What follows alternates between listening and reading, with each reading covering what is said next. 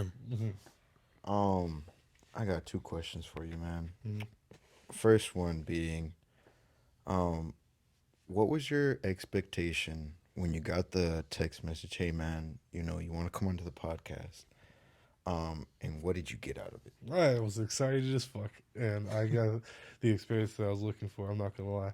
Like I love having conversations about this kind of shit, but like I need like it's better if it's recorded and then people can hear it because it's like it's better when you can record it and you can go back to it and be like, fucking real, and like you get to see your growth throughout the years. Like, I'm ecstatic to be here. I'm very grateful that you guys have like allowed me to be here on the time that you guys have. I know our schedule has been like all wishy washy, but Yeah, if y'all want to chill ever, just let me know. for sure, man. For sure. We'll never be a stranger, man. Um,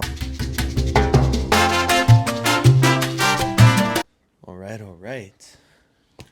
I think this is episode 37. Here we are, back from retirement. We quit the game for about a Yep. couple days. Yeah, you know. If you watched that last episode, you know what I'm talking about. But if you didn't watch it, you didn't watch it. I mean, that's on you. You just missing out. But anyway, this is One Thing in Life, episode 37. I'm Yep. Stedman. I'm Wade. I'm Nathan. Yeah, this has been a well anticipated episode. My boy's been asking to come on for a little while. We've been trying to make it work. As you should. Should have transpired. But here we are now. Made it happen, man. 100%. Hell I'm yeah. very, very glad to be here. It's actually very invigorating. All right. Nathan, for the people who don't know you, bro, you want to tell the people a little bit about you, maybe how old you are, hobbies that you got, things that you just like to do throughout your day. You know, in all honesty, I try to live the best that I can live in the sense that, I'm a massage therapist. I go to the gym. I'll be honest with you. Life is kind of heavy, and I don't make it light. I went through a divorce. I went through a bunch of different things throughout my life, and the weight of that has dictated a lot of my ambitions to get specific order in a specific way. Who I am is who I am. I would say I wouldn't necessarily want to sit there and say that I'm a specific way when everybody has a different point of view. All right. Damn, on that note, We got man, the this philosopher episode on is going to be today. a good one. It's going to be good, man. Literally. My question to you, bro, shit. I found an icebreaker for you. What's your favorite food, man? My favorite food. You know what? I love chicken fried rice. Okay. See, I love making it too. Okay. There's something about it. I tell you the truth. People say MSG is bad for you. I say bullshit. um, fair. so is it home cooked chicken fried rice or is it somewhere that you go traditionally for? I like doing home cooked. Okay. I like that. But if it, what's that? I was just going to say, what is chicken fried rice? Chicken fried rice is a Asian cuisine. You don't know what it is? Maybe I'm... Bro, my brain So- fog's been bad since I've been I was cutting gonna weight. say, bro, like So pretty much like you have a little wok. And it's like a bowl-shaped pan, and you put vegetables in, you put rice in, and then like you put chicken. Like I'm putting. Oh, yeah, I know what it is. I'm being stupid. The order's wrong, but you get the idea. Yeah, Yeah. I get the idea. Sorry, I've been on a... I just started my cut, and my coach has me... You don't need to apologize, man. I'm not tripping. Yeah. All right. I guess my turn to ask an yeah, icebreaker, huh? yeah. You said you're a massage therapist? I am. What's the most difficult muscle to work on? I would say the most difficult muscle to really work on would be working near the greater trochanter and the glute area. It's hard because there's a lot of muscle there, but it's also difficult because it's really, really sore for a lot of people. And it's like, I kind of feel their pain. So I don't, I kind of have to put them through some pain in order for them to heal. And they keep coming back with the anticipation that shit is going to hurt. It's like a workout kind of pain. So I would say the muscles in that area are difficult when there are issues because it affects the lower back and the hamstrings and the leg and the quads. Like it's all interconnected. People think that muscles are like one, like they're separate, but it's just one big muscle. Awesome. Gotcha. Awesome. All right, here we go. Getting ready to kick He's it on off. the Instagram man. Reels. Yeah. Crazy. Disclaimer, you know, we do go on our phones, but that's where the questions be at. It's all good. No, we just like to put that out there because we had a situation where, you know, something came up and people were like, oh, are they not paying attention? But, you know, what you forgot, Oh shit! imagination. Damn. Yeah, Cardboard come box. with me and you'll see. In a world of OSHA violation. No, I would like to reiterate, as I always do, that this is a judgment-free zone, so don't feel you have to filter yourself. Oh yeah, no, I see. Like where I speak about stuff, we're going to talk about deeper things. Man. All right. All So right. I'm gonna ask you guys questions if that's okay. Yeah. Yeah. Yeah, man. All right. So I will, yeah, a little bit different here. We'll let you kick off with a question. man. well, of course, because like I feel like you guys need a twist. You guys see the same thing over and over again. We need Yeah. to change it up a little bit. Yeah. All Sure. right. So I ask everybody these 3 questions, and they're pretty deep. So be open. Okay. The first question is this: from all of your experiences in life, from the good and the bad, what has life shown itself to be in your eyes? Damn. Damn. Say life is what you make of it. What have you made of it, though? Okay. I see where you're going with this. Mm-hmm. Because it's an objective question, but everybody sees it differently. Like life, like everything that comes with it, the hard depression, the high highs, and all excitement, everything in between. I'd say for me, life is searching for your success, Mhm. which, more specifically to myself, success, I believe, is a mindset. It's adversity, I guess, in a sense, is that understanding that as creatures, you know, we're adverse creatures. That's how we've gone through so many years of just existing, right? So understanding that if you want to be successful, that you have to be able to be okay with adversity and adapting to life. See what you did there? You said successful.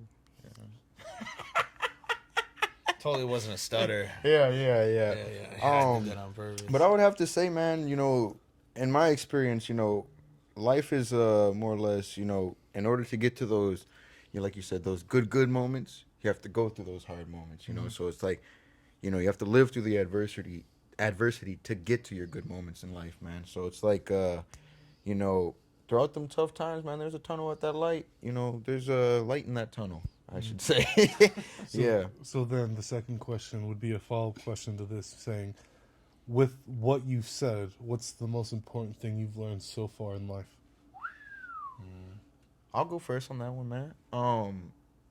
You know, like I was saying, you know, throughout them adversities, man, you gotta be able to see the light. So it's like, you know, life may be hard at one point in time, or it may be hard for you right now, man.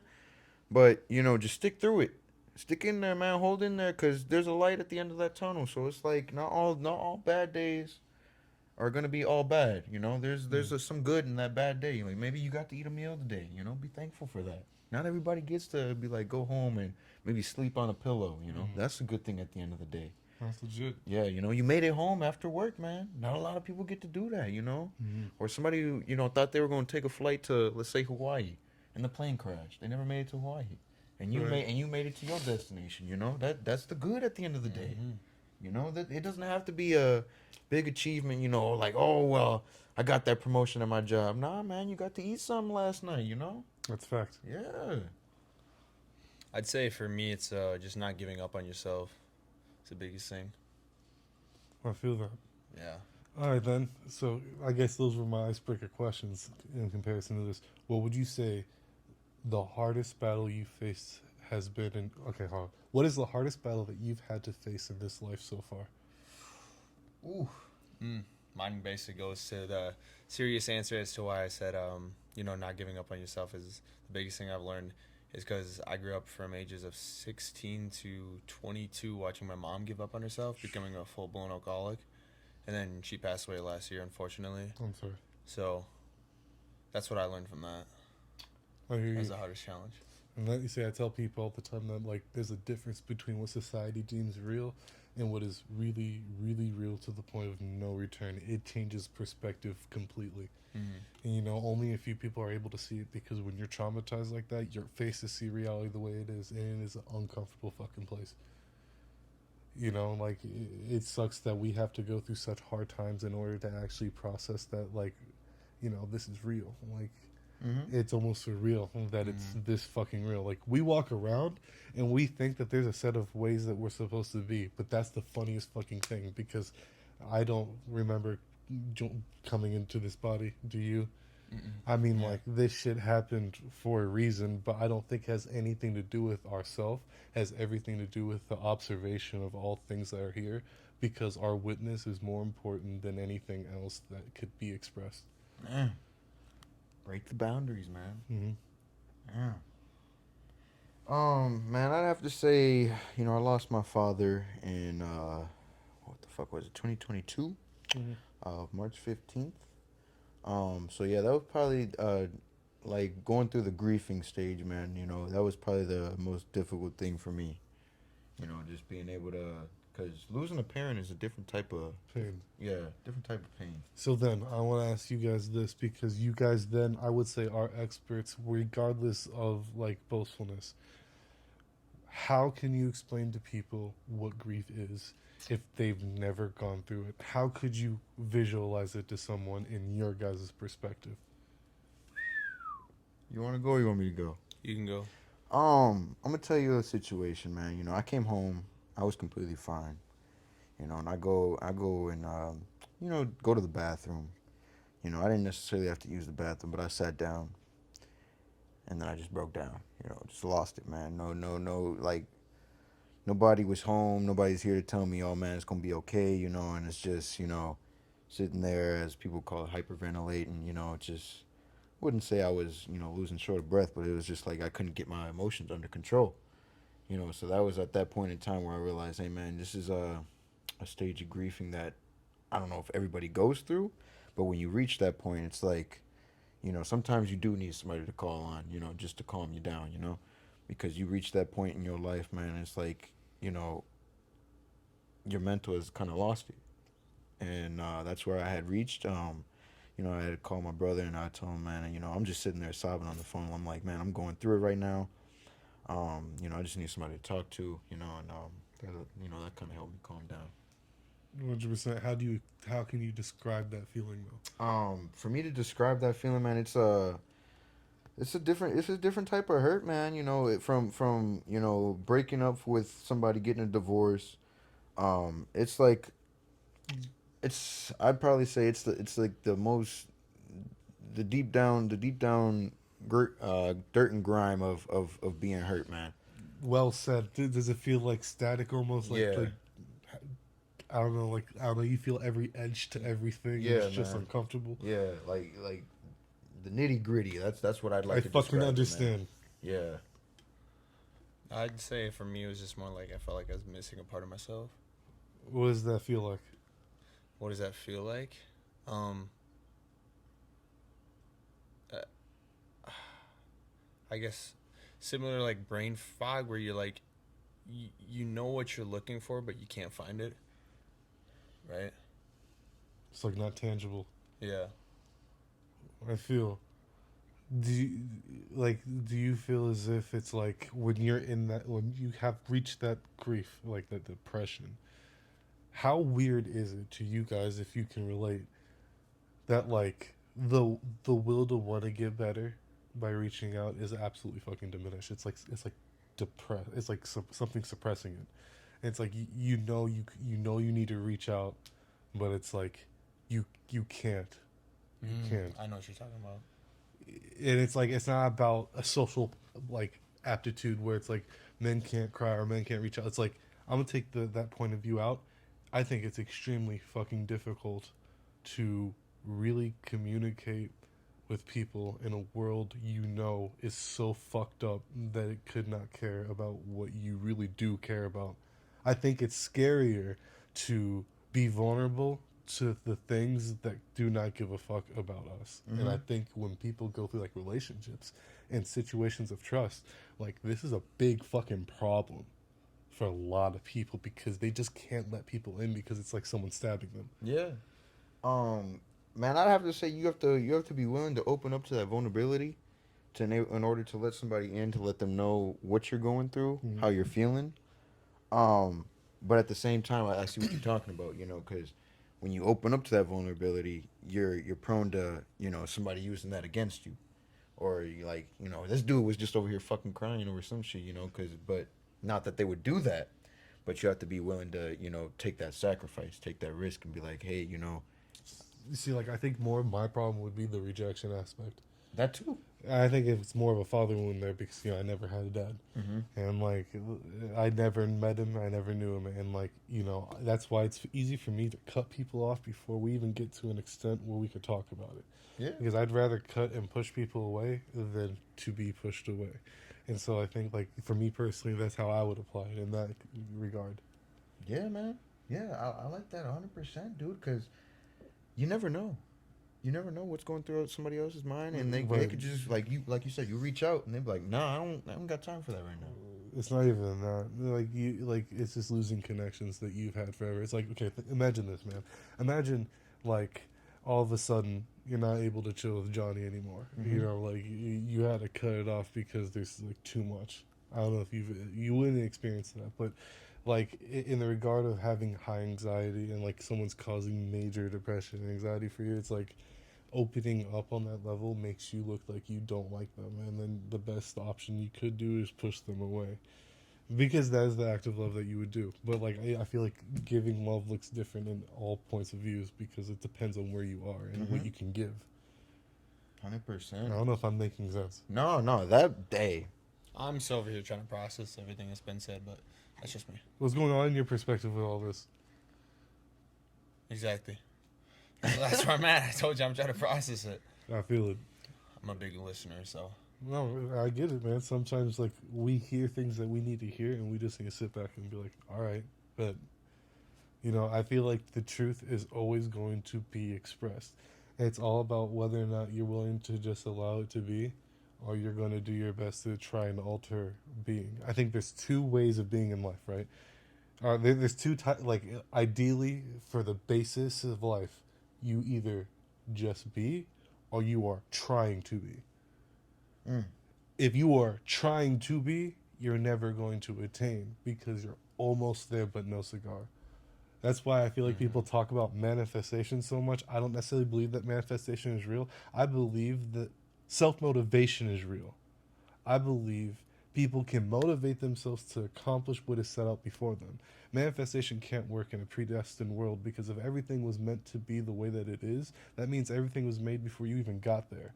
Therefore, to manifest anything, it's not something that you just did out of thin air. It's something that was going to happen and you just can sense that it's coming because you're focused and you're open.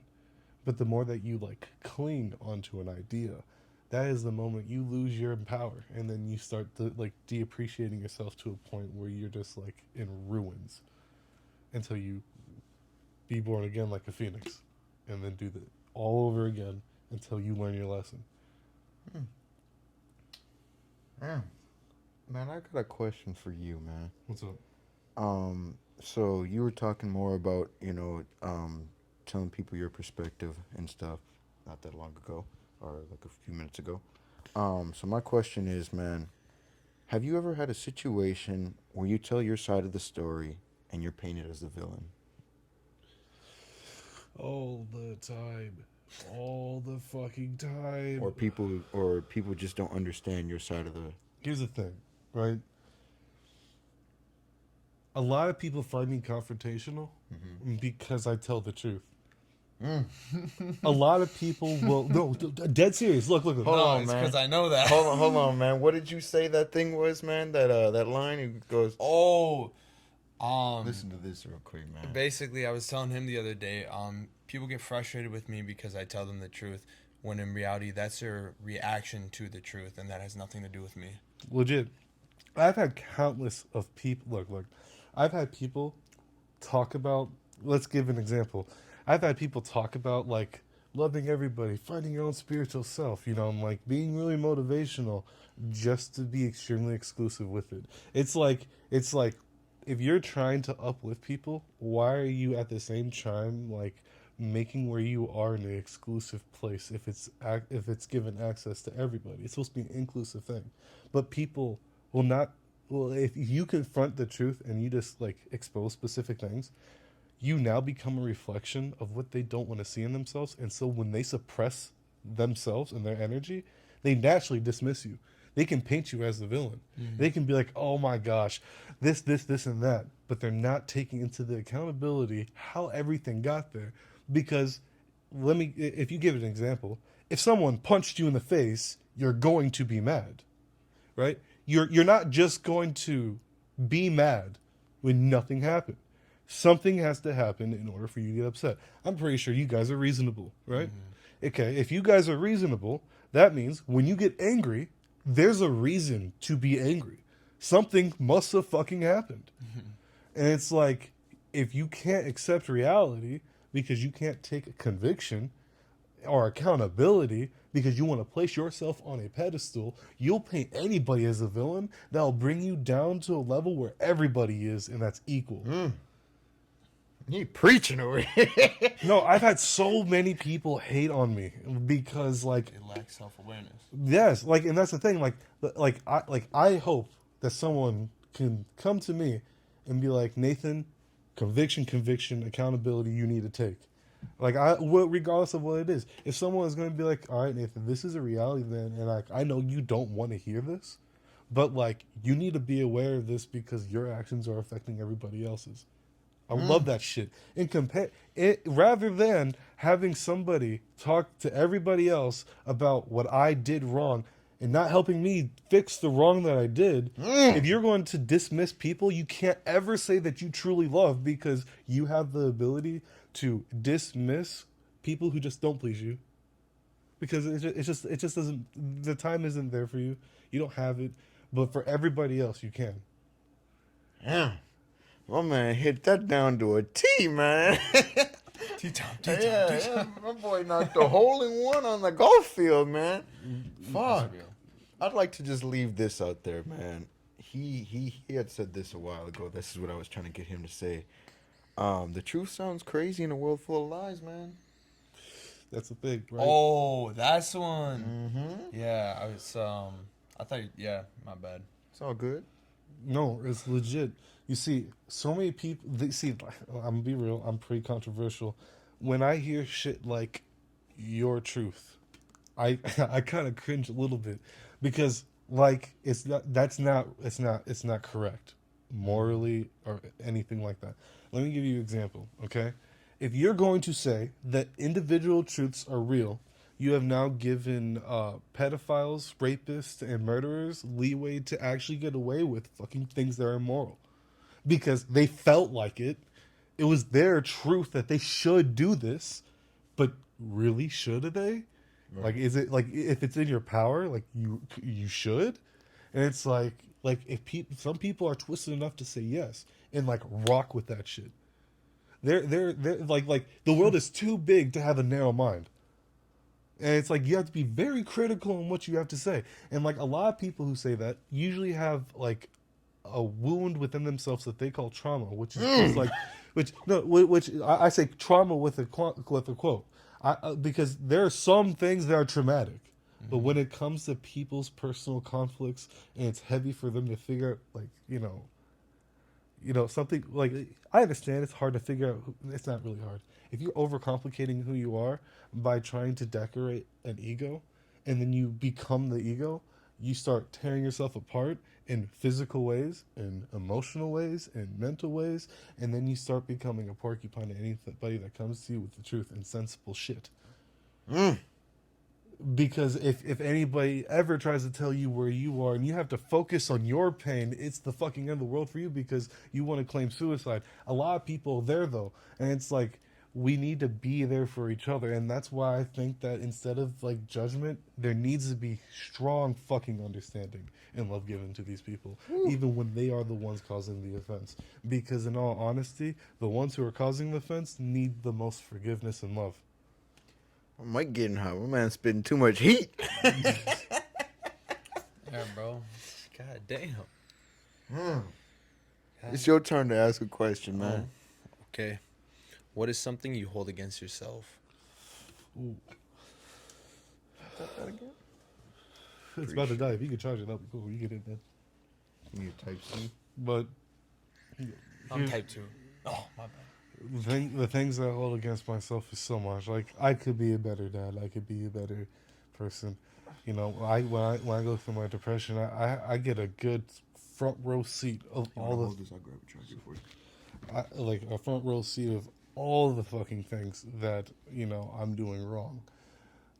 I would say the capital things that I feel like are a problem for me is that like I want things to be my way. I want things to be like fair. I want them to be like what I've earned, and I think, in all honesty, it's just so it's not correct. I straight up wish that I could like not cause offense. Here's a personal thing. Like there was a relationship that I was in, and I couldn't be there for them anymore. Like I know them for 8 years.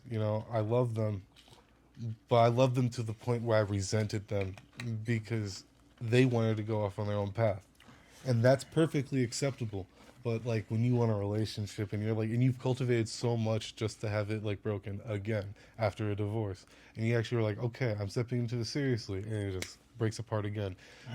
It's not the fact that I've gone through like a breakup or a divorce that like really fucks with me.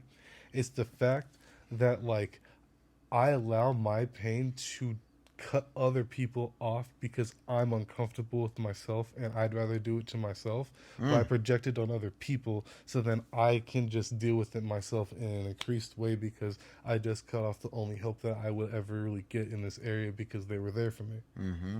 So preaching, man. So like it's just real. I have cut off like close people because because I got intimate with them. And it's just like when I offer myself like that to someone, I can't like go around just like fuck any other girl. Like I'm very specific, and so like when I lose that, it's like I'm losing a part of myself, and so like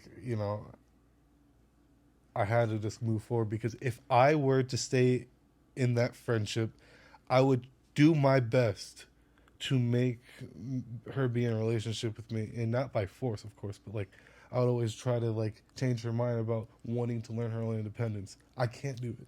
I want her to grow to the full she can, and I would only be a fucking obstruction. And like for me, I think it's full. Why would you only be an obstruction though?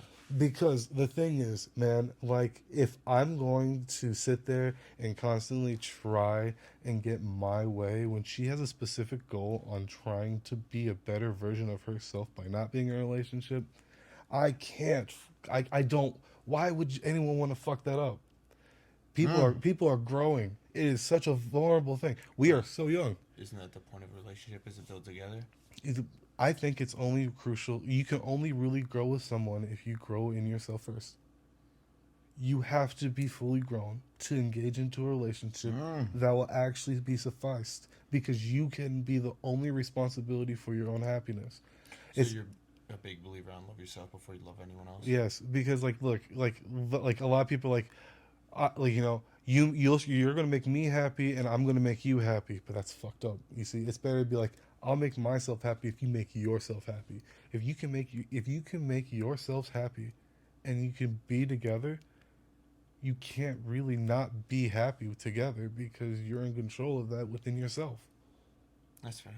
And so I can't get in her way. I love her so fucking much, but I will be the biggest obstruction because of my love, and it's like. Sometimes you have to take the fucking hard pill. You have to go when you don't want to because you can't live for your own self desires. Yeah, man. I got a little follow up question to that, man. You love somebody so much that you have to let them go, but how do you come to terms with that when you know it's time that I have to let you go, even though I love you? When you start becoming obsessive, when you start feeling like you need them around so much that like you need to tell them your experience, you need to talk to them, and there's just conflict everywhere. You need to know that if you need to take a step back, if you need to separate, do so, but don't sit there and make your situation worse by making them more feel like they're a problem because of your emotions. Like recognize your own self before you project onto other people. Because if you cannot do that, you will, and I promise you, you will start slandering your significant other. You will start making them feel like shit. And you may not say specific things. You may not say specific things that or like orchestrate that, but your energy will. And that's what's being listened to. Your heart posture. They're sharing an intimate experience with you, and that negativity, that anger, you better have that shit checked within yourself. Take responsibility. Be like, I'm angry. This is my fault. This is like, it doesn't matter what the fuck it is. If you cannot take accountability, you are never going to fucking grow in this life, ever. Oh boy, preaching, yeah. We're the choir on the goddamn. I was gonna say I'm gonna start calling a preacher Nathan over here. Yeah, man. I'm like, we're the choir on the orchestra, that's bro. serious. Like, Listen, all the like this attributed wisdom that I consider, I don't believe I have it. I believe it's only God's. I do deeply believe that He speaks through me when He needs to. I don't I believe in Jesus completely, and I honestly think that how everybody orchestrates the idea of the church is a little wrong because it's based off of societal or ideas than actual reality. Because a lot of people, even in these buildings, they're lost too, but everybody is. But you can't point at each other and be like, "Ah, you're blind." When you're blind, how are you going? How are you going to point at somebody if you can't even see them because you're so full of yourself? blind leading the blind. That's what I'm saying. And so, I believe that the moment that you start giving up yourself for other people, the way that Christ gave Himself up for us, and that means, be a service to other people. Love everybody as yourself. Be there for them. There's no excuse. You're the only reason why you don't hit anybody up. You don't have to expect other people to do it because, in all honesty, if it really means something to you, you'll do it. That's real. Real shit right there, man. Nah, real shit, because people be saying phones work both ways, but at the same time, if you really wanted to get in contact with me, you gonna hit my ass up. I'm gonna respond if I really care about it, though. Right, And that's legit. another thing, We see a lot of people think that they have to be a specific kind of way because of what they've orchestrated in high school and college, that now that as they're walking as adults, they have to break all that shit out away because it doesn't serve them anymore, and so they feel lost. 100%. That's why I think this is our age group right now is the most depressing, or the introduction to how depressing this life is going to be. But I feel like as low as it's going to be that high in rewards, like you guys said in the beginning. As difficult as things are, rewards are even greater. So as much as you're going to go through it, you yourself are going to go through it amazingly because you are going to be carried by the equal weight of your blessings. But I truly believe in Christ is the only way to get to that. And the thing is, it's the reason why I say that is because when you get down to it, the only requirement is believe that He died for your sins, that He is Lord and Savior. And if you can do that, that's all you need to do, and love everybody as yourself.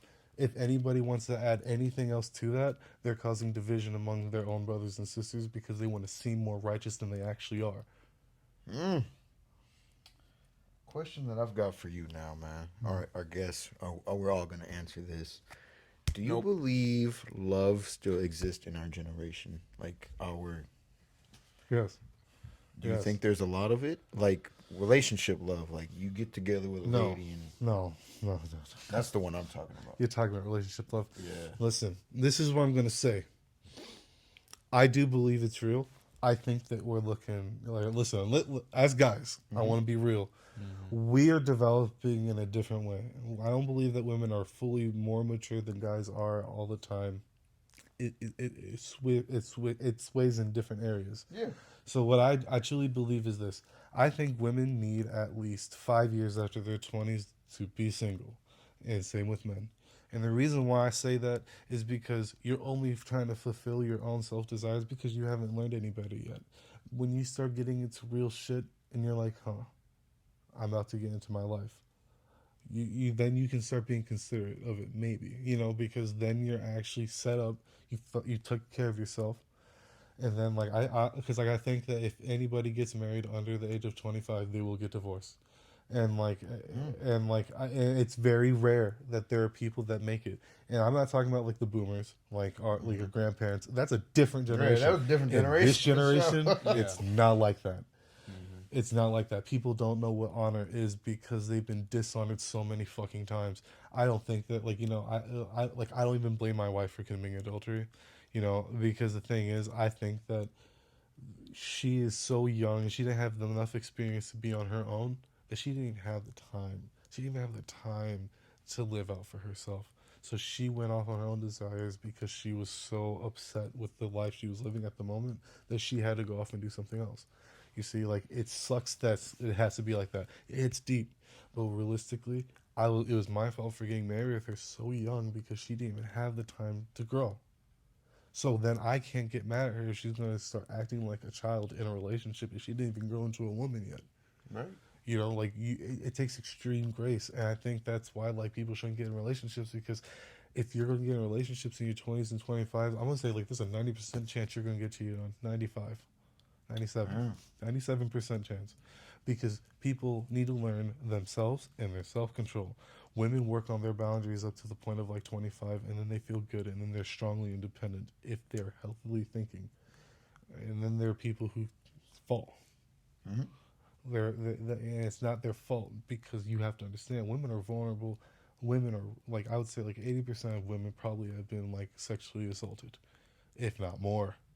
And so when we think about it this way, and we're thinking about 5-year span, if girls want to just go out and have fun, it's a high likely chance that something's going to happen. Not fair. It's not, and I'm not saying it's correct, but I'm going to be real with you. Women are supposed to be protected and loved, but when someone is damaged enough and thinks that they can take a life right from somebody else because they don't even see them as human, they've given up their own life right. You've entered a world of sincere pain. And so, like, when girls act out, girls or guys act out, I think we need to recognize this. If you truly love someone, you'll stay with them no matter what, even if it's through adultery, even if it's through anything else. Like, you know what? If it's not meant to be, that is the testing point that will prove that standing. Because in all honesty, do you love the person more than their actions, or do you love their actions more than the person? Hey, yo, that one hit right there. Can you say that one more time, man? Because that one hit right there. My man preaching to the crowd, Shit, man. I don't even remember. Hey, that one hit. I ain't gonna lie to you, man. I ain't gonna lie to you. That man said, do you love the person more than their actions, or do you love their actions more than the person? Yes. Woo. I went through a divorce because she committed adultery. But you know what?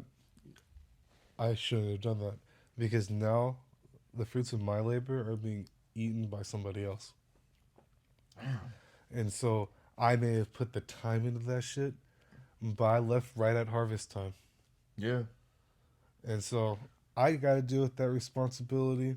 I, learned from it.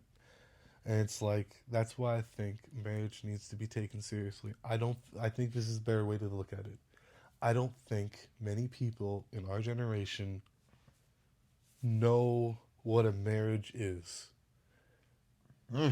I think that it's like, people are like, oh, it's just a deep relationship. I'll call my boyfriend or girlfriend wifey or hubby, as a joke, because that's how I feel. And it's like, when you really think about it, marriage is not about a deep relationship. It's saying, okay, I'm done with my self's desire. I am done being a slave only to what I want. I'm giving myself up to this person wholly. Absolutely, no question, submitting completely. Both sides. That is the relationship. That Merge is as the one? marriage. As one. There is no separation. There is no, I felt this, I felt that. No. Everybody's tired. Everybody's struggling. It's a we thing now. Eyes don't exist anymore, and that is real.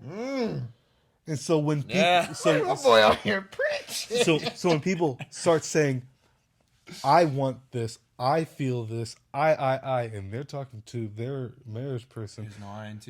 Exactly. It's either this. But here's the thing. I believe that people need to address things, right?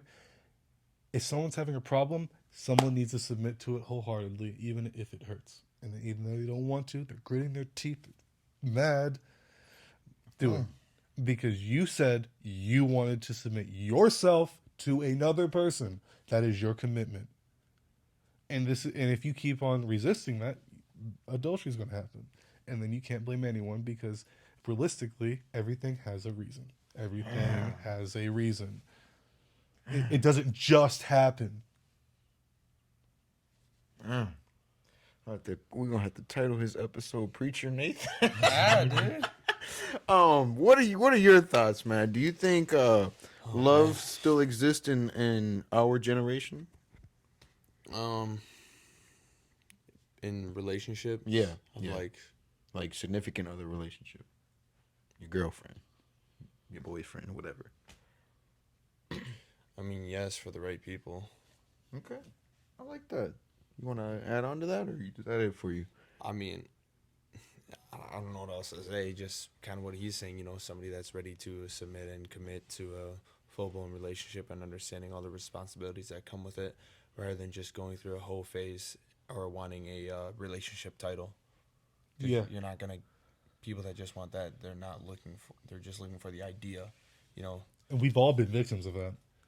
I know that for a fact. At least I have. I have suffered horribly with that. But I've learned that you were speaking fact. You see, like, the title is bullshit.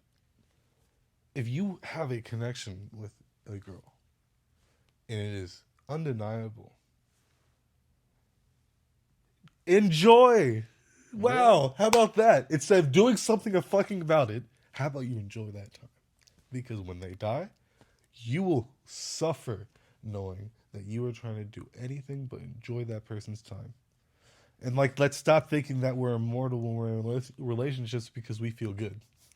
I'm gonna side note here real quick. I was actually thinking about this while at work today. I was thinking about relationships, you know, and what's the most expensive thing that you can enjoy, and that's moments with others. Because you Yes. can't get time back. That's fact. It's legit. 100%. Legit. We're all both preaching over here. Come on, Deacon, what you got? Damn, man. Damn. Yeah, I was. What I gotta say on that, man, I think social media plays a big part in telling people on what they should and shouldn't do in relationships, or you know that there's something better out there than what you got right now. You know, because they put out a bunch of shit like, oh, this girl's got, you know, the biggest cheeks, or this guy's got a six pack. I mean, My bad. You know, so there's always something rather than, you know, getting off of that and just enjoying your significant other for who they are, what they bring to the table, you hold this real quick. and what you bring to the table. You know, because if you can just genuinely enjoy that rather than having to look at this and be like, oh well, I wish my man had a six pack or my girl had, you know, a fat ass. You know. The fact that shit is even said that they shouldn't even be in a relationship at that point. Exactly. Now, like, if you're gonna really do that, like, look, I'm gonna be real with you, bro. I think the most disgusting fucking thing is being in a relationship because they fit your ego's desires. 100%. Like, I don't know what the fuck that shit is. It's demonic in my mind because using. that's what I'm saying. It's demonic. It's like you're only doing to others what demons are doing to you. Like, you can't abuse that. Well, listen, I want to be very vulnerable and sensitive when I say this, so everybody understands. For guys, I need you guys, like, there to be understanding. No matter how hard a woman is extremely delicate to the point where it's like we're strong in the areas where we block out vulnerability, not on purpose, but because we have like a different kind of strength. But like we close off the understanding of how sensitive women are, and it's like when we start thinking about our own desires, we're going to hurt ourselves because we're hurting something very vulnerable and very sensitive. If a woman is giving themselves to you, it is not a like. It's not a game, and I think a lot of guys, our age at least, think it is. And they may not say it directly, but their actions do. Actions speak louder than words. That's it, bro. Yeah, bro. Damn. It is your turn, man. Your turn. Yeah, this has been a great episode. While he's doing that, man, I just like to say shout out to our sponsor, who's not really our. Whoa! You know. Shout out to our Why? sponsor, What who's about not not being really on our Instagram sponsor. Reel? No, that wasn't Instagram. Oh, okay. Where the hell is it, bruh? I gotta find it. Man, I was What cooking in that hoodie. Huh? Were What you? platform do you guys put this on? YouTube. YouTube. I need to get this. Here. It's on RedTube. So Yeah. here's the phone number if you need some help. I forgot all about that shit. 1-800-662-4357. Again, that phone number is 1-800-662-4357. Get you some help if you need it, man.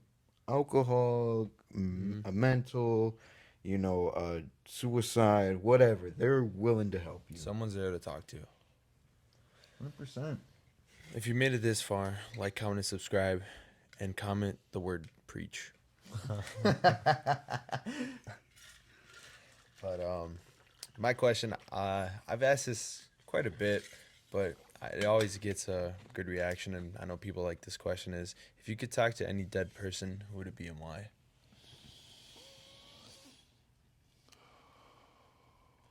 I'll let the hats go falling now. Any dead person. Whether it be family or somebody of history.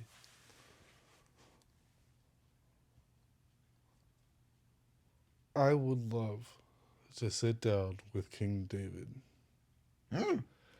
Like, I love the man. I like if you ever need to think about how to be, if you are going into war, if you're going into life, with the strength of that faith with God, man, you will overcome anything. I just have to ask him questions. I'm like how? Like, what have you seen? Like, what is your story? I say King David, but like if I were to say family, I'd say my great grandma. I just want to see how she feels about how I am right now. No one in my family is Christian. Like, she was like the only, like there's probably like a few quiet ones maybe, but I don't know them. They don't talk to me. Like my great grandma, she was a strong Christian. If she hit you, she liked you. If she like, I'm not talking about just like hit you. I mean like she was fucking backhand you, and everybody thought it was funny. And like that was her thing. You would want her to hit you. You would want her to abuse you. I never have met. I've never met anyone who was so convincing to one. It's weird. Yeah. So that would be my answer. Okay. I know we've answered it quite a few times, so Yeah. we'll brush past that. Yeah. If you got a question. I do. Let me go up in here. All right. What was a major turning point in your life, man? Oh yeah, when I turned 18. So like when I was 18, when I was 16 through 18, I went through a big journey, and like I was able to be in out of body experiences. You know how people talk about like chakras and like spiritual like aptitudes of like astral projection. I was just about to ask you about that. Yeah, astral projection and all of that. I was on top of the world with that. I was on top of the world. I knew everything. I was studying. I read the Tao Te Ching all in one night. I like. What's that? Not to sidetrack. It's a book of it's a specific. I wouldn't say religion, but people consider it that way. It's a way of life, and the whole goal of Tao Te Ching is to be like water. You're not meant to hold on to any kind of structure within. You're supposed to be formless. And any place that you're going to be put into, you will fill that space. It's all about occupying the reality that's there with your presence and being like water with it. So there's no quenching the spirit. There's nothing that you're trying to do. You're at your fullest potential, like ultra instinct.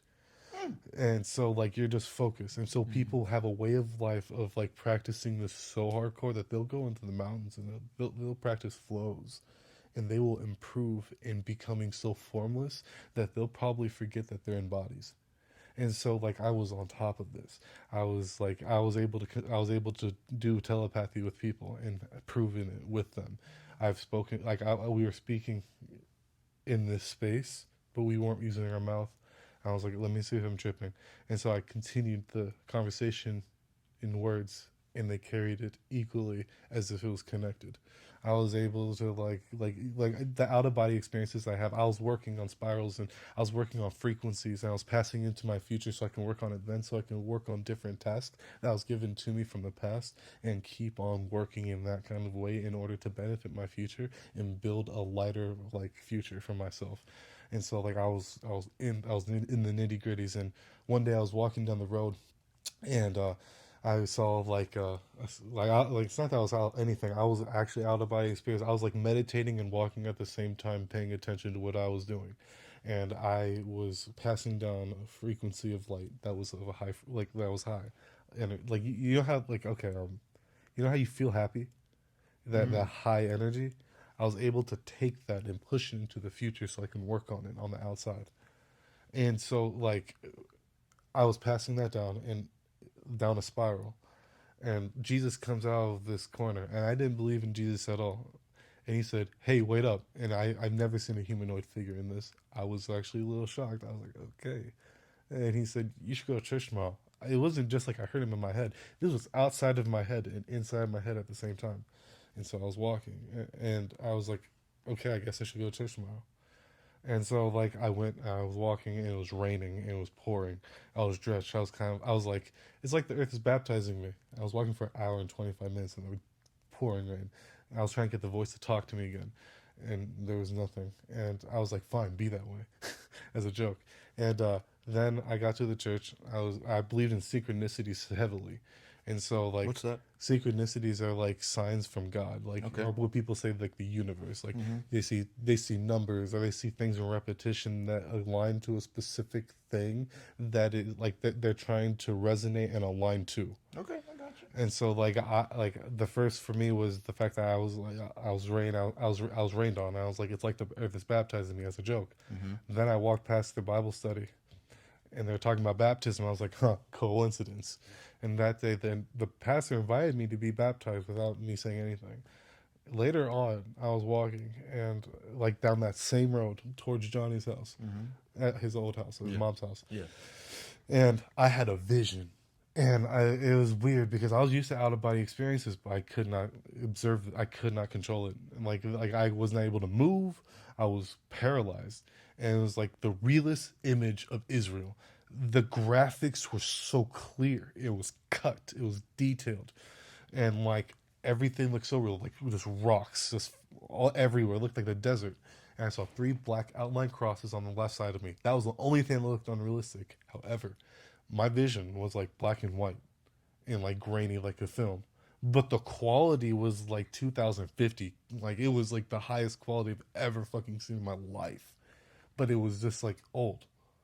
And so like I was being pushed into the middle of this image, and I was not able to move. I was just being pushed slowly, like slowly going into the rocks. I thought I was having a brain bleed at this point, and I'm walking, like I'm awake, and I'm being pushed into this like these rocks.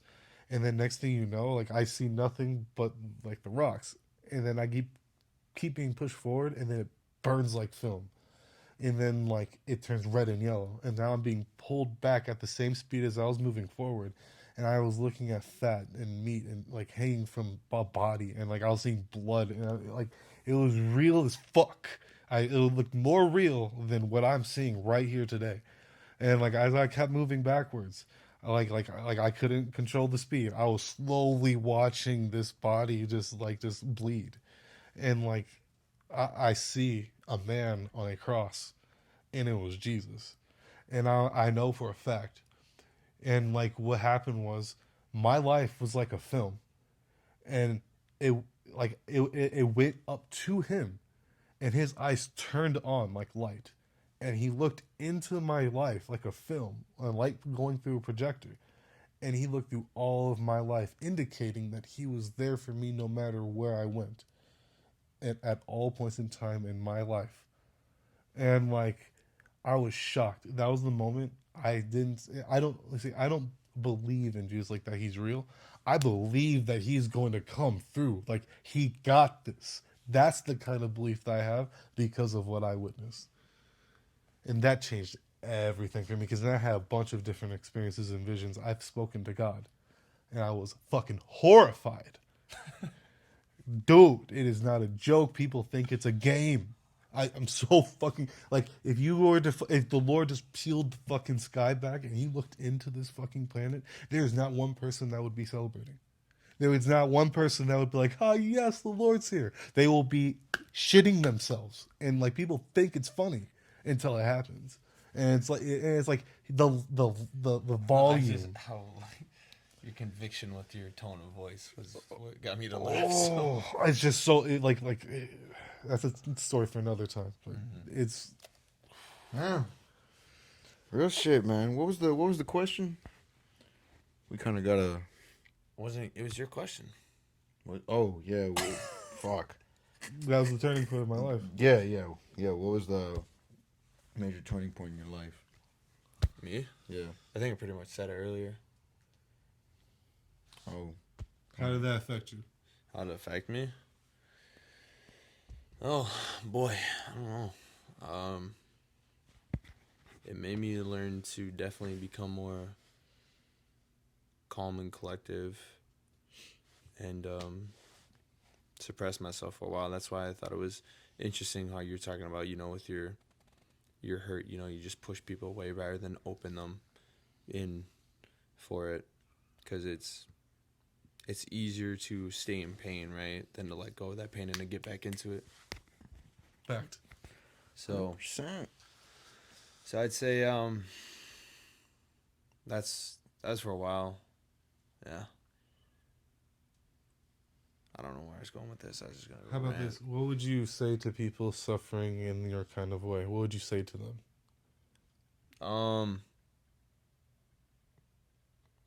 Because I know that there has to be someone in here that's like, I fucking know what you're feeling, man. I fucking get it. What would you say to them? Honestly, the best thing to do about it would be to who was on the podcast a couple episodes ago when I talked about how essentially, I'm just gonna repeat from a couple episodes ago, is that honestly what you need to do is be vulnerable. I think vulnerability is the biggest way to gain human experience, through other people. It allows you to grow faster than you could ever think, because you're allowing yourself to be at your weakest point, and if you're at your weakest point, all you can do is go up, right? Scary shit, but truth. So being able to be vulnerable and having that blind faith in other people, having people you trust to just open up to them, even if it hurts, and you'll get through it sooner than you ever thought you would. And for those people that's like in the mud and they can't turn to anyone because like their trust has been broken in heavy ways through betrayal, through like just anything like that. Like, here's the thing. It's okay to understand. It's okay that you don't feel you're like correct. It's okay that you feel broken and fractured and like fragmented. Just recognize one thing, that you do have people that'll help you out. You guys could reach out to these two probably even, and they'll sit there and they'll listen without any judgment, as you can tell. See, like, don't ever think that because you've experienced one portion of life, that's the experience for all of life. Because there are people out here that will be there for you. And if you need to practice that vulnerability, fall into the people that love you and will be there for you. And if you have nobody there, just know that you do. You just have to hit us up, or better help. It'll help you. 100%. It's like don't feel like it's sad. Don't feel sad because you have to hit better help and you don't know people close by. Sometimes God is going to put people in your life in indirect ways that you've never even experienced. You just have to pick up the phone before you pick up the gun. Damn. Real shit. Damn, a little moment of silence right there. It's the realness that people never talk about. Yeah, man. Like, there are people who are damaged, and not in a like emotionally trauma way, like a mentally traumatic way, because of shit that went down. Man, if you got to live in people's heads, you would never find a place to lay your head. Man. Yeah, man. Real shit. If I had to say, man, a major turning point in my life is when, after I graduated high school, man, just trying to figure out what I wanted to do with my life, where I want to work, what direction do I want to go in, and it's a big wake up call for people, or at least for me it was. It was a big wake up call, man, because it's like, all right, we're not gonna sit here and ponder in the piss. We're gonna try to do this, and if that direction don't work, it's okay, you know. Mhm. You can go in a different direction because this is just my personal perspective. I'd like to fall in my 20s than fall in my 40s. Fact. Well said. Yeah. You got that time to recover now. Yeah, hell yeah, man. Back when you're older, it's. I don't know what it's like yet, but I hear people's exhausted minds. I'm a massage therapist. Like, I talk to a lot of 40-year-olds and 60-year-olds. Let me tell you, like, if you guys are young, which you guys are, I'm going to tell you one thing. There's going to be a time where you're going to be like, holy shit, who the fuck is this in the mirror? You're going to see the wrinkles. You're going to see the white hair. It's going to be so unrecognizable that you're going to be, like, torn apart. You're going to go through things that you've never experienced. You're going to have to go through a lot of pain. You're going to have a lot of losses. But listen, you know that you can make it through. He's lost his mom. He's lost his father. No excuse for you to stop. You got to live for them because you're a part of them. Even if it's your brother, sister, best friend that you call your brother, sister, it doesn't fucking matter. You have that spirit of you that's like needing to go forward, not just for yourself, but for other people around you. I have many times where I just want to kill myself. I tell you the truth. It's so easy to think about it. Like there are times where I feel like I want to bullet in my head. But the problem is, I can't do that to my daughters. I can't lead them down that path. I can't do that to the people that I've helped because, in all honesty, what example am I if I'm going to be giving them this kind of like heavy like weight? I got to be able to hold that shit down if I'm going to be able to preach it. Damn. Had to take the cap off on that. It's real. Bro is preaching real shit, man. Like, this has been nothing but a real ass podcast, man, and I appreciate it, man, because you came here, you literally laid it all out on the table, bro. Mhm. Like, there wasn't nothing that you did not say that like needed to be said, and you put it all out there, and I commend you for that, bro, because I we've had appreciate it. many people That's come good on shit, bro. here. Thank you. And we tell them it's a judgment-free zone. Even I've even been a person that says oh, I'm not gonna exactly put this out there, but you laid it all on the table. Mm-hmm. How you Mad respect for that, bro. Listen, the only way, like, the only time, like, when you hold back, like, why do you think other people are going to do the same then? Like you have to recognize that it's like other people are looking to you guys for guidance in this because they're like, I've never been here before, so they're fucking nervous. So like, you gotta open up if you expect them to open up because they'll meet you at your level. If you're not meeting like in a way where it's like you're laying everything out, they're going to be just as anxious as you. Real shit. Like sometimes I think the purpose of people coming on here, it's not meant to talk about light things. Let's be real. I think, and it's just for me to say that because like I think it's important for everybody to speak the realest shit on here and the deepest things, so that when people listen to this, they don't feel alone. Ooh-wee. No, like that's Nah, you got it, bro. because Yeah, like if you're going to for real. if you're going to hold back, it's like you're not holding back anything other than the other person's progress. Damn. That right there is gonna be the beginning of the episode. What he just said is the beginning of the episode. But I got you. Yeah, man. God damn. Yeah. All right. So you wanna? Give my last Yeah. question before my last question. Yeah. Okay. We're gonna wrap it up, man. Respect it. Yeah. What is something that held you back but didn't realize until you let go of it?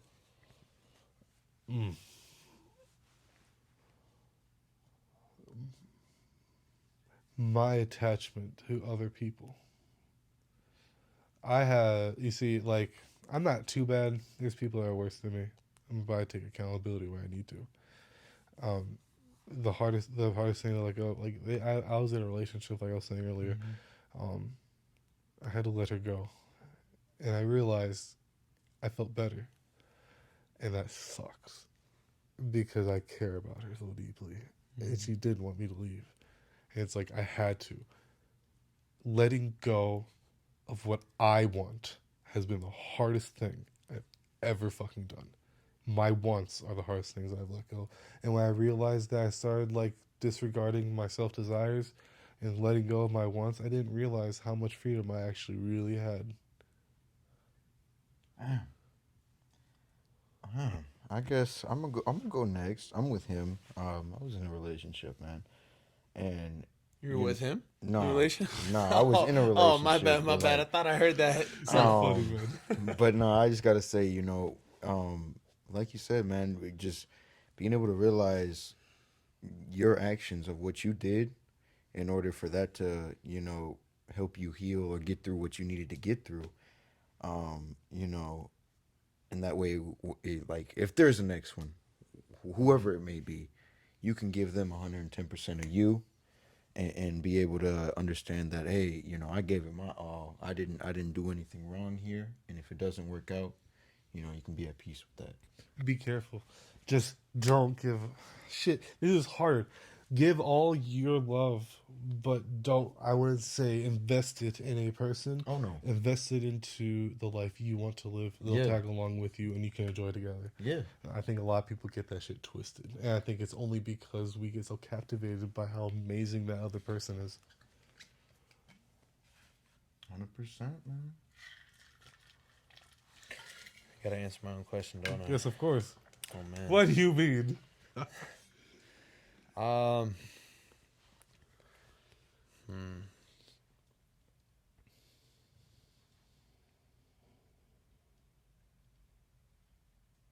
Just pondering on that. It's deep, bro. Yeah, it is. Until you get that, man, you want to tell the backstory on how we met?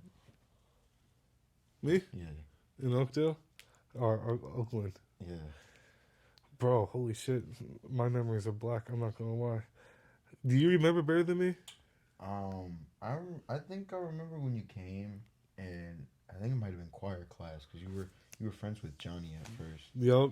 and then we met, and then I don't think we were the biggest fond of each other, but kind of grew on, kind of grew. See, I don't think I ever had an issue with you. It's more of the fact that it's like we were going to meet at a set time. Like we knew of each other, but like I think that there are seeds that need to be planted so then people can tolerate other people. Like I was not in the right place.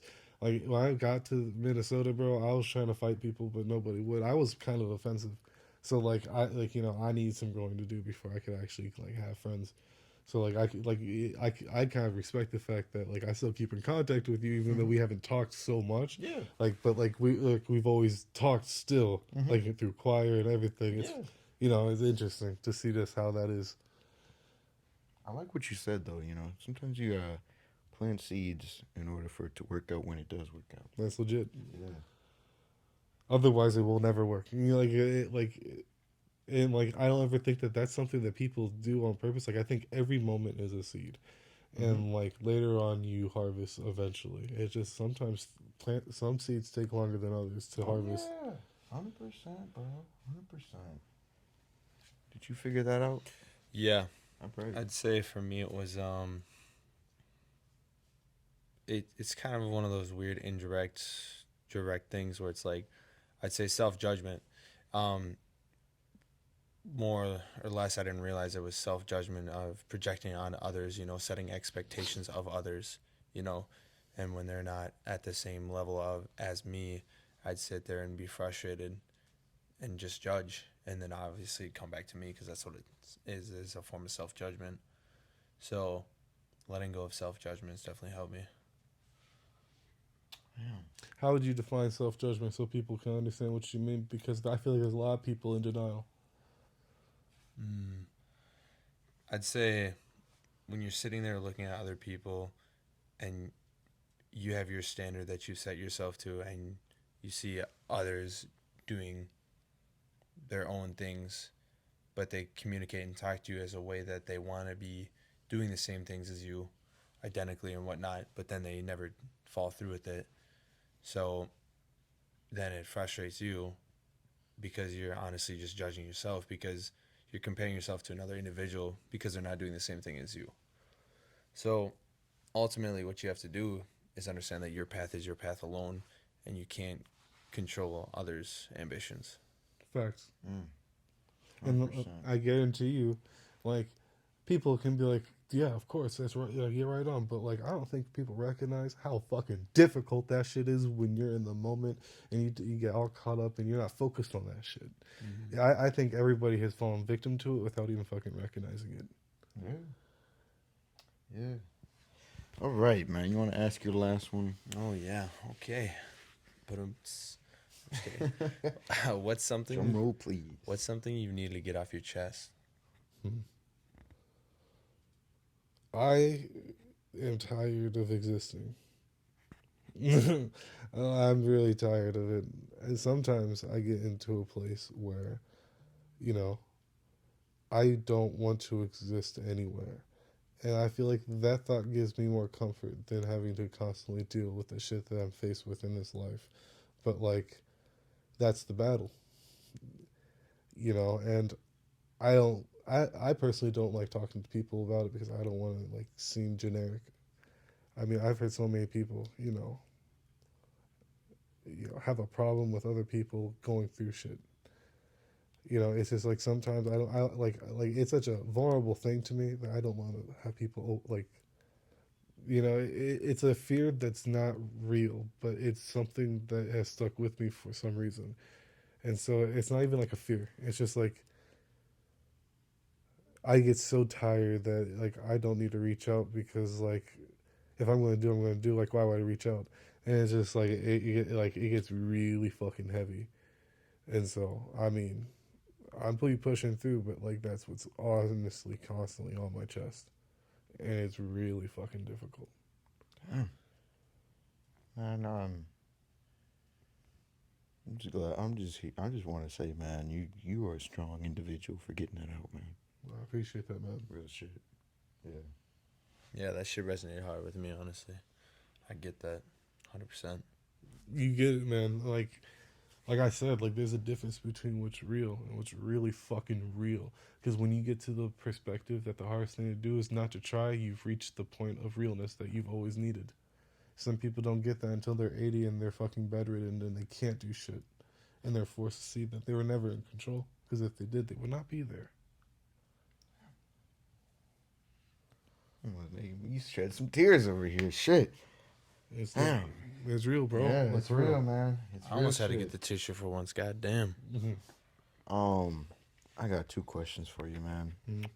First one being, what was your expectation when you got the text message? Hey, man, you want to come onto the podcast. And what did you get out of it? I was excited as fuck, and I got the experience that I was looking for. I'm not gonna lie. Like, I love having conversations about this kind of shit, but, like, I need it. Like, it's better if it's recorded and then people can hear it, because it's like it's better when you can record it and you can go back to it and be like, fucking real, and like you get to see your growth throughout the years. Like, I'm ecstatic to be here. I'm very grateful that you guys have, like, allowed me to be here on the time that you guys have. I know our schedule has been, like, all, wishy washy, but Yeah, if y'all want to chill ever, just let me know. for sure, man. For sure. We'll never be a stranger, man. Question two, man. What's something that you want to leave to the people before we get out of here? Whether it's your daughters, whether it's a sister. I don't know if you have a sister, or I don't know if you have a brother. Whether it's either one of those, or just somebody in general that you think that needs to hear something. What piece of advice or something at all that you would like to leave to them? When the gravity is more real than it's ever been, and you have faced your rock bottom, and I mean, like, to the point where nobody can reach you, and just recognize one thing: you can't say that you're alone if we're standing here with you. Everybody's there. It's our choice to stay blind to that. And it's like, I want one thing to be recognized: it's not your fault. And I say that for all people, even when it comes to things that are absolutely fucking horrible. I do believe that you should take accountability for the fact that you've done wrong, but your actions don't define who you are. You are like I put it on Facebook once. I said, it's your actions that determine your reputation, but your reputation isn't what defines you. And so when it comes down to this perspective, and you have to face life alone, because you will, I promise you, just know that everybody's aching and in pain with you with their own problems. It's good that we're all different. It's good that we don't all understand. Because if we all understood each other's pain, nobody would live. But the fact that we're human and we're able to help each other rise, and we're doing that right now, and we're only getting stronger, proves otherwise.